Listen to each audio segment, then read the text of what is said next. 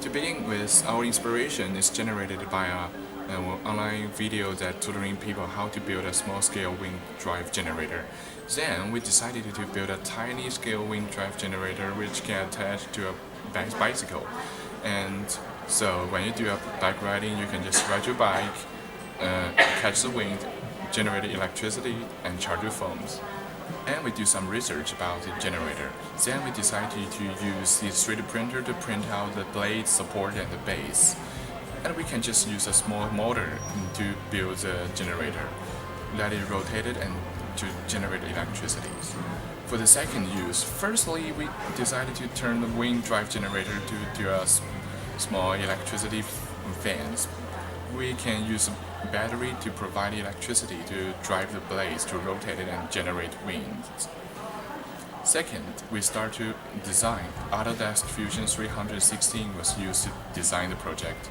Because of its strong ability to deal with some curved and rotated shapes, then we find a tutoring video on the YouTube and use traditional fan blades as a model to design the blades.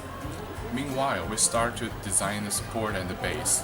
I use a shape like a pipe holder to design the base in order to enable the base to attach the handle of the bicycle. Third, after printing out all the components we need, we find that the blades of the generator is more likely to generate winds instead of catch the wind. So we decided to change the blades.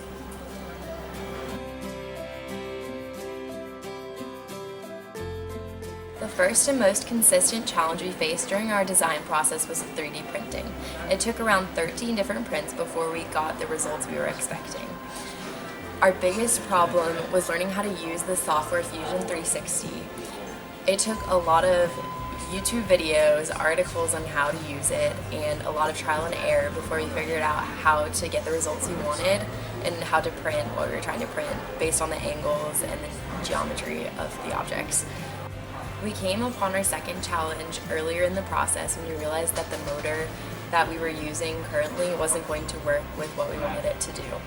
Our problem was that the motor had too much resistance for the wind to be able to push the fan. The next challenge we faced was generating enough electricity to get our project to do what we wanted it to do. Our first idea was to get it to power a battery or a phone. However, after we finished our first design and tested it, we realized that we could only generate 0.3 volts and we need around 4 volts to charge a phone. The solution to this problem was to create a new fan blade that would be able to rotate faster in order to generate more electricity. Our original fan blade design was more like a propeller, so it was better at pushing out wind instead of receiving it. This was obviously a flaw, so we decided to create a new fan blade design that was based more on the windmill designs, and it was a much simpler design. However, it was a lot more effective. With this new design, we were able to generate 0.8 volts, which, while it wasn't exactly what we wanted it to be, it still increased the electricity we were able to generate.